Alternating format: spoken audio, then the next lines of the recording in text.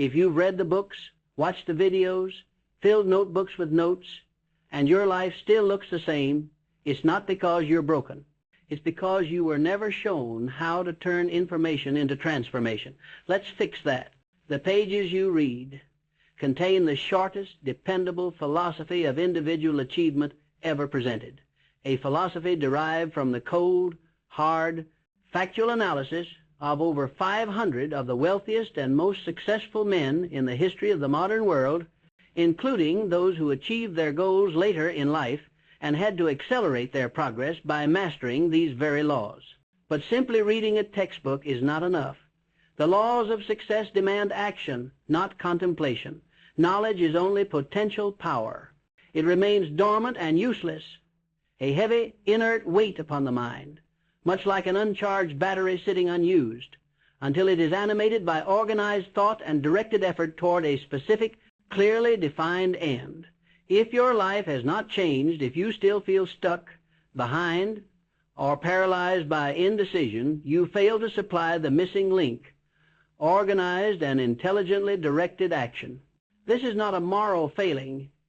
It is a failure to apply the precise scientific principles you studied, allowing them to remain passive ideas instead of becoming dynamic, living forces that shape and compel your environment. This inertia is a form of spiritual and economic procrastination that must be immediately addressed with ruthless honesty and precision before it solidifies into a permanent habit, leading not merely to stagnation, but to irredeemable decay of ambition and talent, where the vital spark of the will to act finally loses its vigor. This video is about converting that passive information, the obsolete letter of the law, the mere theoretical blueprint, into the active power that determines your economic fate and final standing in life. We are not here to discuss theory. We are here to master application, which is the only true measure of understanding and the only currency of wealth recognized by the universe. I speak specifically to those of you who have struggled in midlife, carrying the burden of accumulated knowledge without the corresponding wealth or freedom. This burden often feels heavier than ignorance itself, as it is coupled with the painful realization of wasted potential and squandered time, the years that cannot be reclaimed, creating profound regret. You are intelligent. You have studied. You have sought wisdom. But the time you have spent consuming information is now wasted unless you immediately organize it for a definite purpose. The luxury of endless preparation must end, for preparation is merely disguised procrastination when it never leads to the field of battle. You are not too late, but the available time window is closing rapidly, and you do not have time to waste. The window for massive, life-altering success remains open, but it demands swift, calculated movement. Abandoning the costly habit of intellectual spectatorship and hesitation for the certainty of immediate initiative. That vague, passive knowledge is costing you more than time. It is costing you years of lost income, the compounded interest of action you never took. You are paying a heavy, compounding tax for indecision that subtracts from your potential every hour, every day. We must stop accumulating theory and start commanding success. The true starting point is not what you know, but how you apply it with singularity of focus. This is the difference between a student of success who merely knows the map and a master of destiny who drives the vehicle, charts the course, and accepts the risks of the journey, knowing the reward is worth the price. The definition problem.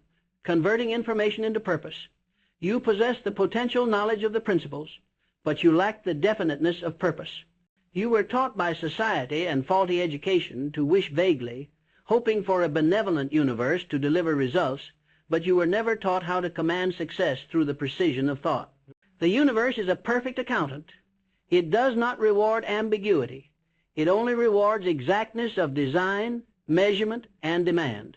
We must replace years of vague self-help consumption with a singular, burning desire.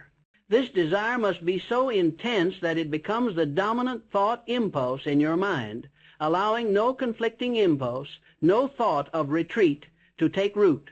The power of the mind rests not in its capacity to absorb infinite data, but its capacity to focus all that data onto one crystallized point, acting like a lens that concentrates the sun's energy into a searing point of light that can ignite action and force transmutation.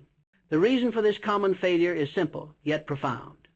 Vague goals produce vague results, which means no tangible result at all, confirming skepticism.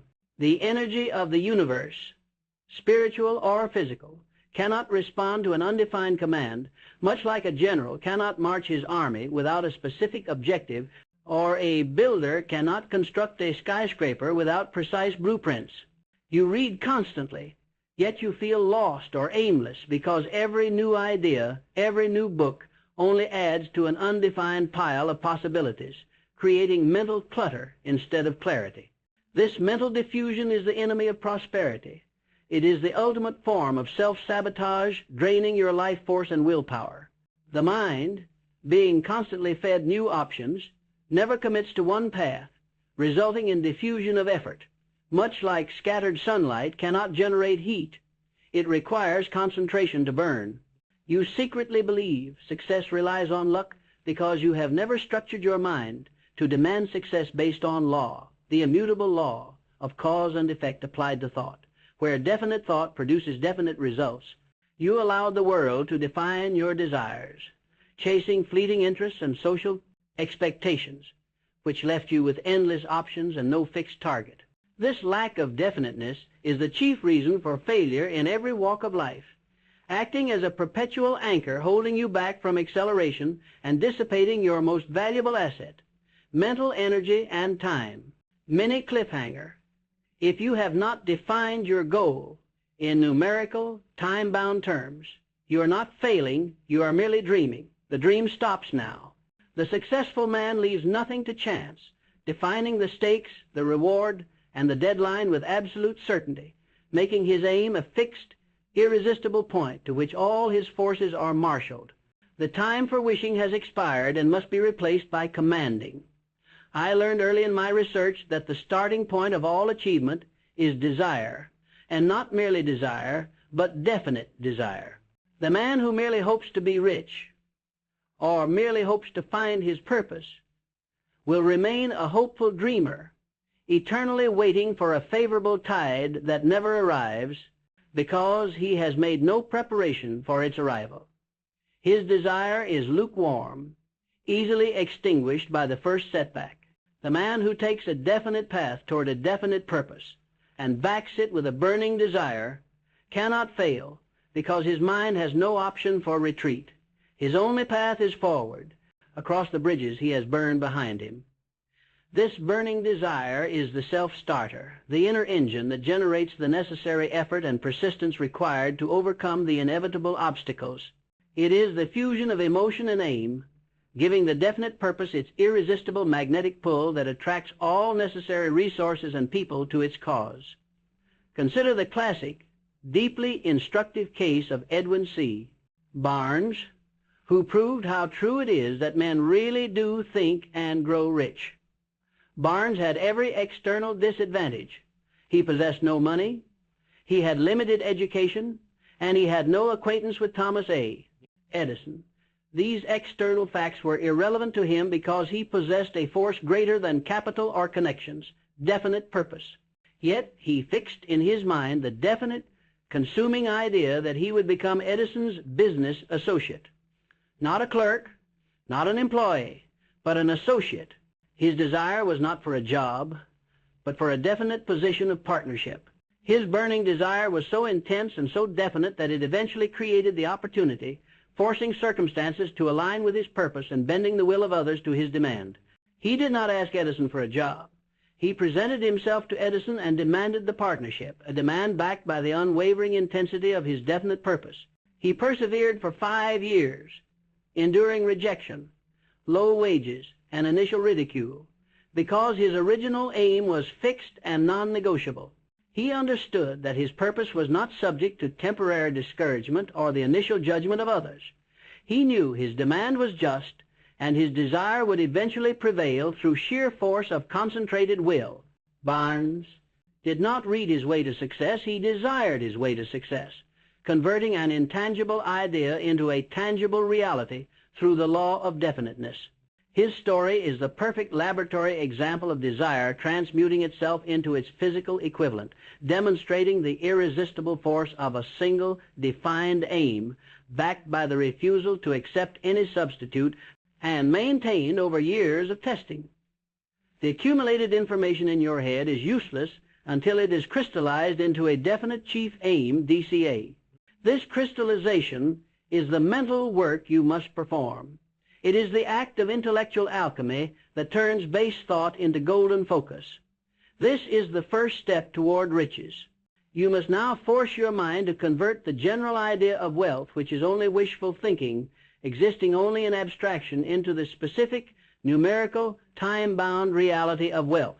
Your past failures were merely the consequence of having a sieve for a goal, allowing every small difficulty to drain your effort.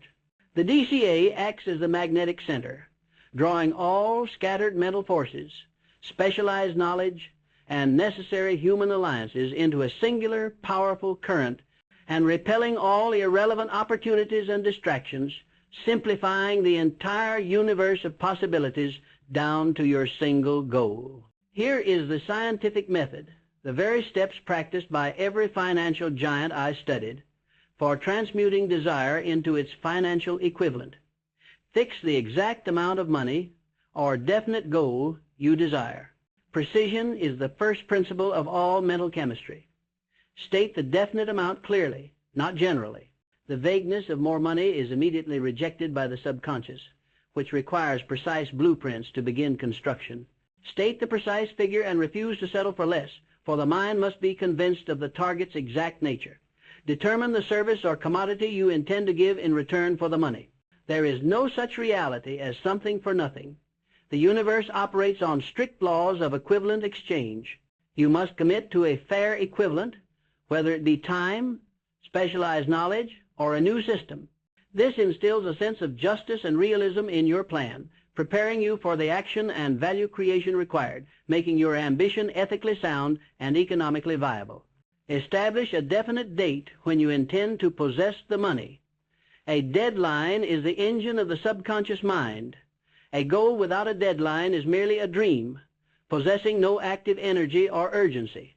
The date provides a compelling, immediate pressure for action, forcing you to organize your plans within a specific, non-negotiable timeline, eliminating the luxury of delay and forcing initiative. Create a definite plan for carrying out your desire, and begin at once to put this plan into immediate action, whether you feel ready or not. The paralysis of waiting for perfect readiness is the enemy of all progress, often masking fear and the reluctance to risk failure. The plan does not have to be perfect. In fact, it never will be, but the action must be immediate. For action reveals the flaws in the plan faster than analysis ever could, allowing for rapid correction and adaptation based on factual results. Write out a clear, concise statement of your purpose. This statement must include the exact amount of money, the definite date, the service you give, and the plan you will execute. This written statement finalizes the covenant between your desire and reality, translating an impulse into a binding mental contract. It commits your will to paper and provides a physical object for concentrated focus, which is the necessary bridge to the subconscious. Read the statement aloud twice daily, once upon retiring at night and once upon arising in the morning. As you read, you must see and feel yourself already in possession of the money, mixing emotion and conviction with the words. This ritual impresses the definite command upon your subconscious mind, forging the idea into a fixed, actionable belief, using repetition as the only language the subconscious truly understands and accepts, turning passive thought into active expectation and attracting its physical equivalent. This systematic process is how you stop passively reading advice and start actively commanding your future, organizing the entire force of your conscious and subconscious mind toward one aim, creating a mental atmosphere where success is the only possibility and failure is merely redefined as a temporary setback to be analyzed and overcome. The mental gap. Emotionalizing information into belief, you read and analyze the principles, but you fail to internalize them. You fail to turn intellectual assent into emotional conviction, which is the necessary fuel. Your mind is a broadcasting and receiving station operating on the frequencies of both conscious thought and emotionalized belief. The reason nothing changed is that plain, unemotional words do not influence the subconscious mind, which controls the vital forces of your body, the power of habit, and your connection to infinite intelligence. You approach these laws as an intellectual spectator, seeking to dissect them in a purely academic manner, not as a participant seeking to embody them through feeling. You are afflicted with deep-seated doubt and skepticism, the natural consequence of years spent intellectualizing success without achieving it, leading to a profound internal contradiction. The conflict between what you know intellectually and what you believe emotionally. Intellectual acceptance is not the same as burning conviction. You must understand this truth. The subconscious mind acts only upon thoughts mixed with emotion. It is the powerhouse of the mind, the central relay station of all sensory data, and it does not distinguish between fact and vividly imagined desire. The intellect alone is powerless to command it, much like an architect's blueprint is, powerless without the builders to execute the design and the emotional resolve to see it through. If you repeat an idea, no matter how true, without feeling, your subconscious mind rejects the instruction as meaningless noise, a mere intellectual exercise. It is the language of emotion that your inner self understands, especially the positive emotions of conviction, love, and intense attraction, and the destructive negative emotions of fear and jealousy. This is the law of autosuggestion. You must deliberately feed your mind thoughts of a positive nature until they become a fixed belief, replacing the self-doubt planted by years of struggle. This is the process of creating a favorable mental climate where belief can flourish and produce fruit while ruthlessly starving the seeds of fear and negativity. Look at the extraordinary case of my son, Blair Hill. He was born without the faculty of hearing and without the ability to speak. Doctors gave him no hope, declaring his condition irreversible, a verdict based purely on physical fact and statistical probability. Yet through the persistent daily application of autosuggestion by my wife and I, backed by unwavering desire and conviction, he developed enough hearing to enter the world of sound and eventually speak.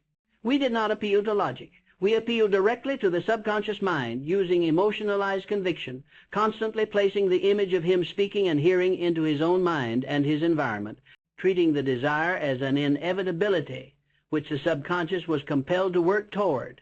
This demonstrates conclusively that the mind translates impulses into physical reality if mixed with belief, even overriding what medical science deemed physical limitations. The mind can and does influence the body and its connection to the infinite reservoir of power through the emotional bridge, proving the supremacy of spiritual force over physical limitation. The question you must answer is, what is the cost of reading this law without feeling it? It is the difference between mere hope and unshakable belief. Hope waits passively for permission. Belief commands the outcome and forces circumstances to yield. That difference is your next fortune, waiting for your emotional consent to materialize and direct its creation, demanding a price paid in unwavering conviction. The great difference between the rich man and the struggling man is not their knowledge, but their conviction. The struggling man is skeptical and reads with a critical, hesitant spirit, forever seeking exceptions to the law and reasons why it won't work for him. His dominant thought is doubt, which creates an opposing force that neutralizes his efforts and attracts failure. The rich man assumes the law is true and applies it with total conviction, knowing that the only failure is in the degree of his application and the intensity of his conviction. Conviction is the fourth step toward riches, and it is induced through the principle of autosuggestion. It is the only way to consciously influence the subconscious mind and give it definite instruction. This spiritual counterpart to your definite purpose is what provides the necessary momentum, converting cold print into dynamic, creative fire.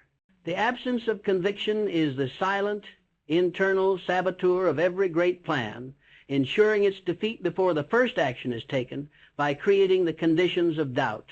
Your specific action steps to bridge this mental gap and emotionalize your knowledge are: apply the self-confidence formula daily. Write out and repeat the formula, demanding persistent, aggressive, and continuous action.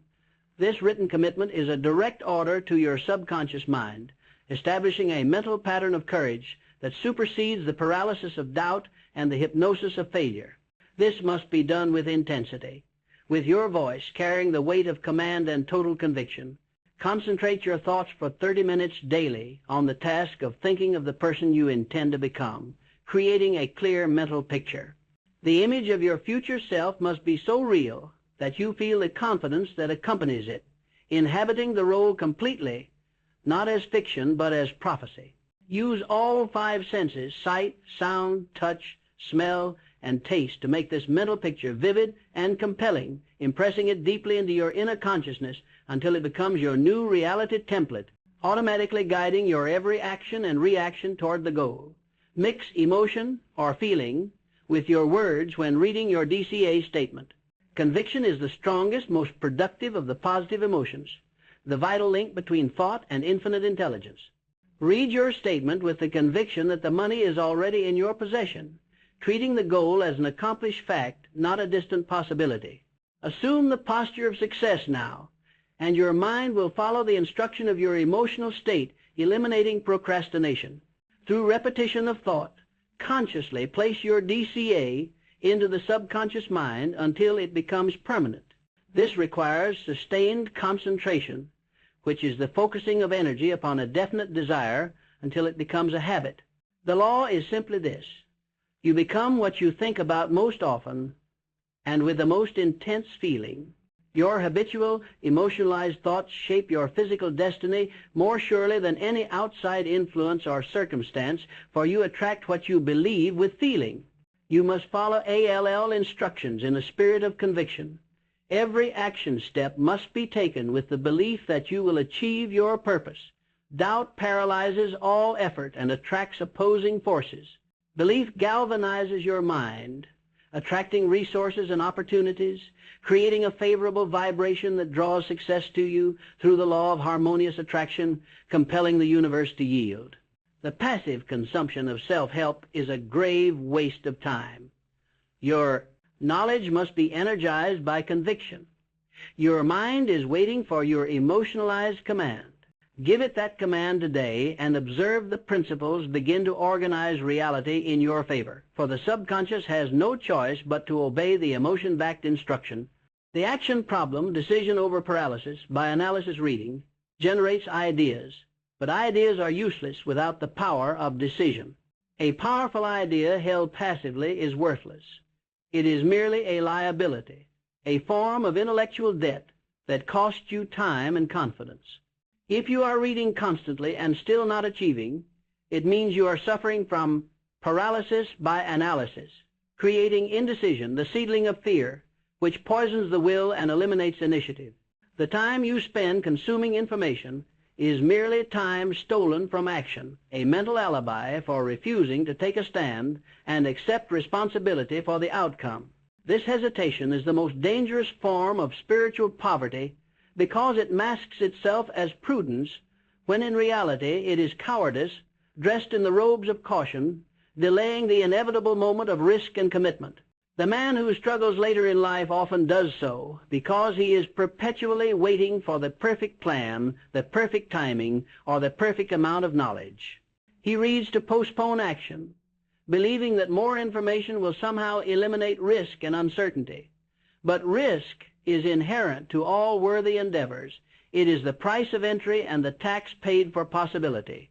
Knowledge only becomes power when organized and applied with an immediate, firm decision. All genuine success is founded on a firm, immediate stand, for movement creates momentum, and momentum is the active form of power that overcomes inertia. The history of fortune is the history of decisive men.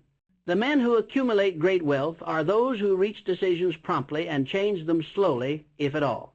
They understand that a wrong decision, quickly acted upon, can be corrected far faster and with less cost than a brilliant decision delayed indefinitely, because delayed action forfeits the advantage of initiative and allows opposing forces to organize and crush the idea.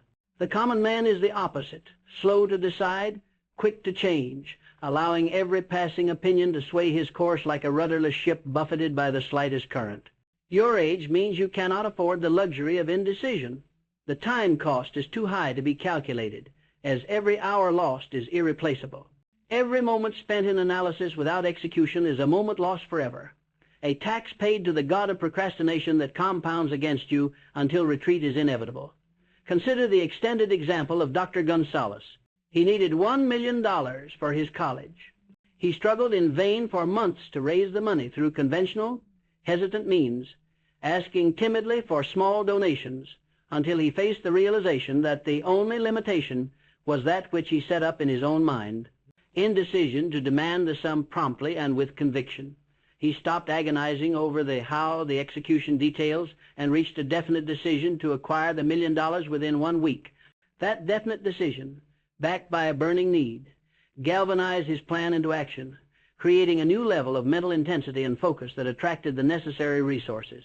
He stopped hoping and started commanding the result from the universe, putting himself in a position where he had to find the way. Within 36 hours, the money was promised. The intangible thought of the definite purpose, backed by the prompt decision, created the tangible result. His definite decision created an atmosphere of expectancy that led to its fulfillment, demonstrating the principle that definite decision is the magnetic core of all achievement and the antidote to all forms of poverty, hesitation, and self-doubt. Your struggle is not a lack of knowledge. It is a lack of the courage to make a firm decision. The great decisions of life require not perfect information, but perfect resolve born of definite purpose. Your specific action steps to master decision and defeat procrastination are: reach decisions promptly and change them slowly. This is the first mark of a leader and the ultimate expression of self-confidence. Promptness in decision-making is essential for the late starter who seeks to accelerate his timeline. Do not allow your will to be dominated by the opinions of others, for the consensus of mediocrity will always advise caution and delay, seeking to pull you down to their level of inaction and doubt. Start where you stand and work with whatever tools you may have. The time will never be just right. The condition of just right is an illusion used by failure to justify inaction. Waiting for the perfect moment is the alibi of failure. Action, even imperfect action, starts the process of organizing your knowledge and attracting the necessary elements, revealing the flaws in the plan and the next step simultaneously, providing crucial feedback. Reduce your definite, practical plan to writing the crystallization of desire into action. This written plan acts as a blueprint, forcing you out of the abstract world of theory and committing your idea to tangible reality. The act of writing is an act of decision that clarifies thought and holds the will accountable, making your commitment physical and non-abstract. Do not trust your faulty reason when creating your plan. When plans appear as inspiration, put them into action immediately. Inspiration is the communication of your mind's greater intelligence, the subconscious mind delivering the answer.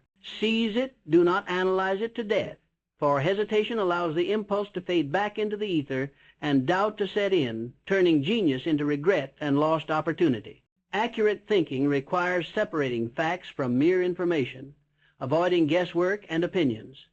Most of what you read is merely information theories and untested claims, often irrelevant. You must only use the portion that is true, verified fact, directly relevant to your definite chief aim. Base your decisions on facts, not fears, and not the fleeting, unverified opinions of others, which are the cheapest commodity in the world and the most toxic to decisive action. You have read enough. Now, you must act. Decision is the power that burns the bridges of retreat and makes success inevitable. The endurance problem, converting failure into fuel. You stopped making real progress because you treated temporary defeat as permanent failure. Your reading habits taught you about success, but they never taught you the sustained effort necessary to induce conviction. Persistence. This failure of will is what separates 98% of failures from the 2% who achieve great wealth. Persistence is not merely effort. It is the philosophical commitment to your definite purpose despite overwhelming evidence of impossibility or discouragement. It is the unwavering refusal to accept the temporary as the final verdict, knowing that the laws of nature are on your side if you press forward with unyielding will. The truth is, every man who achieves great wealth faces failure. Failure is simply a tool of instruction and a necessary part of the process of organized learning. The only difference is the definition he applies to it. The man who reads self-help passively sees defeat as a sign to quit, a reason to retreat into more reading, accepting the setback as final. The man who applies these laws sees it as feedback, a signal that the plan is flawed, not the purpose. You became a good starter but poor finisher because you lacked the inner resource to convert the pain of temporary defeat into fuel for continuous action. Persistence is the self-discipline required to keep the burning desire alive, the necessary heat to maintain the transmutation process until the physical equivalent is attained. The costliest mistake I ever recorded was illustrated by the story of R.U. Darby's uncle, who quit digging 3 feet from gold. After drilling months in the earth, he stopped, disheartened by a lack of immediate reward. He yielded to the voice of discouragement and the temporary negative influence of his environment, mistaking the point just before success for the point of failure. The drillers who bought the claim simply dug 3 feet further and unearthed the greatest vein of gold in the region. Darby's uncle was defeated not by the gold being absent, but by his lack of persistence and his inability to recognize that defeat was temporary. He made the fatal mistake of acting on negative emotion, sacrificing a fortune for 3 feet of effort, a tragedy of will that illustrates the power of a temporary negative thought to derail a lifetime of effort. This is the tragic consequence of interpreting temporary defeat as final. Mini cliffhanger. You must stop defining temporary defeat as failure. Thomas Edison corrected this. He did not fail 10,000 times. He simply discovered 10,000 ways that would not work. You must adopt this mindset if you wish to see your definite chief aim realized, treating every misstep as a necessary data point in a continuous experiment toward a known goal, viewing obstacles as tuition payments required for mastery. Conversely, think of Thomas A. Edison. He persisted because he maintained an unwavering definite chief aim, backed by a persistent spirit that refused to acknowledge defeat, viewing each unsuccessful experiment as a necessary piece of knowledge that brought him closer to the solution. Persistence is the sustained effort necessary to induce conviction in your ability to achieve. Without it, all your reading is worthless, reduced to mere history lessons. It is the final insurance policy against the uncertainty of the material world, guaranteeing that the laws of compensation will eventually reward your labor, for nature yields only to the continuous pressure of persistence, not intermittent effort or half-hearted attempts. Your specific action steps to build this necessary endurance are: build persistence using the 4 simple steps, which must be executed consciously, a definite purpose backed by burning desire. The starting point and the emotional fuel that makes effort automatic, removing the need for daily motivational effort. A definite plan expressed in continuous action. The method and effort consistently applied, which creates the powerful habit of execution, overcoming inertia. A mind closed tightly against all negative and discouraging influences. The shield of immunity that prevents outside negativity from infecting your will and poisoning your subconscious. A friendly alliance, the master mind group. The sustained support and organized power that reinforces your will when it temporarily weakens, providing necessary perspective and energy. Adopt the creed. A quitter never wins and a winner never quits. Let this become your unwavering mental command, a mantra of unyielding resolve that automatically shuts down the impulse to retreat when difficulty arises. This is a direct order to your subconscious mind that must not be questioned by doubt. Develop willpower and realize that the ease with which lack of persistence may be conquered depends entirely upon the intensity of one's desire. When the desire is weak, persistence is difficult, a constant battle of the will. When the desire burns white hot, persistence is automatic, flowing naturally from your definite aim, The greater the desire, the less effort required for endurance. The energy of the desire overcomes the friction of the obstacle with ease. Recognize that every adversity brings with it the seed of an equivalent advantage. This is not mere philosophy. It is a law of nature and economics, the law of compensation. Your past failures are not losses. They are capital reserves of experience that can be converted into the next great idea, provided you analyze them correctly. Analyze every failure for the lesson it contains, extracting the seed of advantage and totally disregarding the husk of defeat and self-pity, turning liability into asset. The late starter must conquer the fear of criticism, which often causes the lack of follow-through. Be willing to make mistakes in public. The critic has no money, no power, and no definite aim. Ignore him, for their opinions are worthless to your purpose. The fear of what others think is a primary inhibitor of the decisiveness necessary for persistence, often paralyzing action entirely through imagined ridicule and social pressure. Do not let your vast knowledge be neutralized by a simple lack of persistence. The most difficult mile is often the last, and your reward waits just beyond the point of maximum effort. The leverage problem. Organizing knowledge into power. You read about success in isolation, mistaking individual effort for leveraged power, which is the ceiling of mediocrity and solitary struggle. But power, the ability to turn information into transformation and accumulate great fortune, is only attained through organized effort. The ultimate untaught lesson in self-help is the mastermind principle, which instantly leverages your specialized knowledge, providing you with force far greater than your individual capacity, multiplying your effectiveness by the number of minds involved. This is the principle of accelerated success, essential for the late starter to bridge the time gap. The biggest tragedy of the man who reads constantly is that he believes he must do everything alone. He attempts to acquire all specialized knowledge himself, handle all decisions, and sustain all the effort, resulting in intellectual exhaustion and fragmented effort, leading to an inevitable breakdown. This is impossible. No single mind is capable of the specialized knowledge required for massive success in the modern world.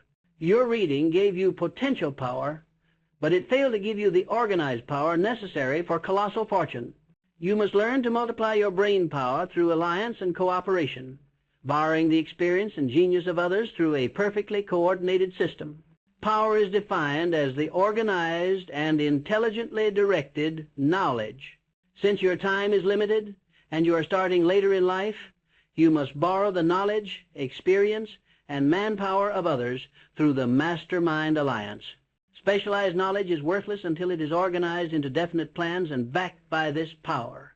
The Mastermind Alliance is the dynamo that creates synergy among individual talents, resulting in a third invisible force of creative energy, a collective mind greater than the sum of its parts, functioning as an extension of the infinite intelligence directed toward your specific aim. Look at the historical blueprint of Andrew Carnegie.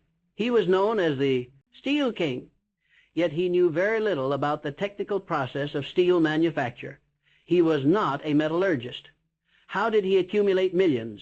By organizing and directing a mastermind group of men who supplied the specialized knowledge he lacked, men who were experts in finance, production, science, and sales. He had men of genius handling the technical departments. Carnegie's genius was in the organization of brains. He made practical use of the mastermind principle, demonstrating that one man's definite purpose, backed by the organized effort of many in perfect harmony, is unstoppable. His specialized knowledge was the knowledge of organization, of recognizing and directing talent, which is a form of power superior to mere technical expertise. Your reading may have given you general knowledge, but general knowledge is of little use in accumulating money. It is too scattered and lacks the necessary depth for specialized application. You must now form alliances to acquire the specific, specialized knowledge and influence you need to execute your DCA. This is the only way to accelerate your progress in the midlife stage, bridging the time gap with leveraged expertise and influence. Your specific action steps to leverage the mastermind principle are: Ally yourself with a mastermind group of as many people as you may need for the creation and carrying out of your plan. Do not rely on chance. This is a scientific alliance. Select individuals whose expertise or influence covers the gaps in your own knowledge, ensuring a balanced pool of experience that addresses every facet of your definite aim, from finance to marketing to technical production. Make the selection based on competence and perfect harmony, as competence without harmony is destructive and will tear the group apart. Maintain perfect harmony between yourself and every member. This is absolutely essential. This harmony destroys the creative synergy of the group, which is the most valuable asset created by the alliance, dissipating the energy created by the concerted action. The presence of disagreement, bitterness, or ego neutralizes the collective power entirely, turning the alliance into a liability. Harmony must be protected above all else. It is the lubricant of power. Use the alliance to acquire specialized knowledge necessary for your DCA, recognizing that general knowledge is of but little use in accumulating money. Every member must contribute their specific expertise to the central aim, making the group knowledge function as one gigantic, organized mind focused on your definite purpose. Practice self-analysis regularly to discover what has been standing between you and the big money. Your greatest weakness is likely a lack of persistence, indecision, or susceptibility to negative influences. This analysis prevents you from relying on the weaknesses of your own mind and allows the mastermind group to assist in your correction by providing objective feedback and strength, acting as an external auditor of your effort. Use your willpower to build a wall of immunity against the seventh basic evil, susceptibility to negative influences. This requires ruthlessly removing toxic relationships from your life, the constant critics, the chronic complainers, and the fear-mongers who poison your definite purpose. You must protect your mind at all costs, for negative influence is the environment of failure, and one dissenting voice can destroy the harmony of the entire mastermind group, leading to its collapse. Your knowledge is not transforming your life because it lacks organization, emotion, decision, persistence, and leverage. The power is in your hands, but you must apply the laws with fidelity and immediate action. Before we conclude, let us cement the contract you have made with your future self, a covenant that supersedes all past failures and indecision, marking your rebirth as a master of applied philosophy. The knowledge contained in this entire discourse is useless unless it is immediately shared and acted upon, for the law demands movement and equivalent exchange. Therefore, I urge you to fulfill the law of mental and economic reciprocity. Share this message with one person who you know is stuck in the cycle of reading and delaying. The individual who possesses great talent but is perpetually held back by indecision or passive consumption. You may be giving them the key to their own liberation, providing the necessary external shock to break their paralysis. And in giving this necessary instruction, in articulating the principles for another, you will receive confirmation of the principles yourself, for instruction reinforces mastery and deepens your own understanding and commitment, making your own conviction unshakable. Let your first act of organized effort be this act of positive influence and reciprocity, a demonstration of your newfound decisiveness. The time for intellectual contemplation is over. The time for commanding action is now. Your economic destiny is not shaped by fate, but by the application of these 5 gaps we have covered. You possess the complete mechanism, the entire system for achievement. Finally, I want to know where your true struggle lies, the single weakness that, once conquered, will unlock your fortune and accelerate your progress beyond measure. In the comments below, I demand that you tell me 3 precise things transforming your desire into a public, actionable commitment. First, state your age, acknowledging the urgency of your timeline and the need for acceleration. Second, clearly articulate your definite chief aim, DCA, defining the exact goal you intend to reach in numerical, time-bound terms. And third, identify which of these 5 gaps, definition, mental gap, action, endurance, or leverage, you commit to closing immediately, starting today, thereby making the transition from student to master. Make it a public declaration of your intent. This public declaration is an essential step in cementing your resolve and leveraging the power of expectation and accountability, forcing your subconscious mind to treat your aim as non-negotiable reality.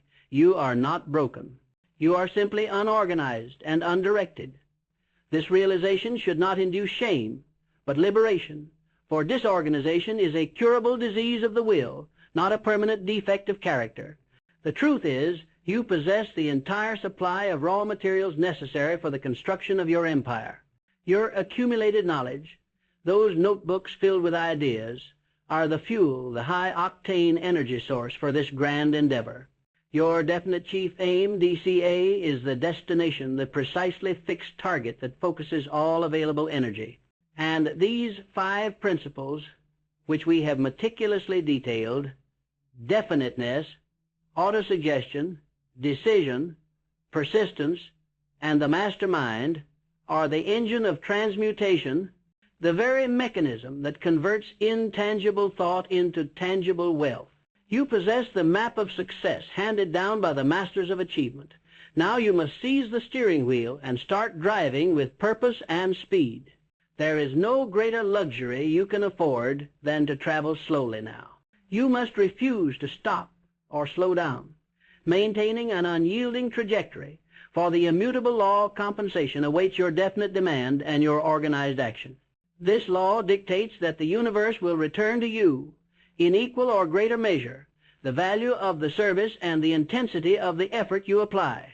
The compensation is not conditional upon luck or fate, but upon applied philosophy.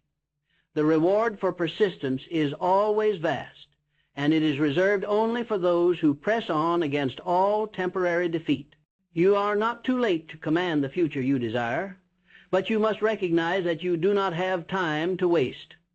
The compounding effect of action is powerful, but so is the compounding effect of delay. You must eliminate the paralysis of intellectual waiting.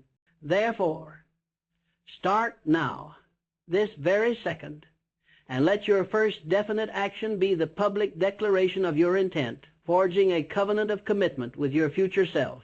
This channel walks with you, providing the instruction and the framework, but the initiation, the first decisive step of action, must be taken by you alone. The responsibility and the glory are entirely yours.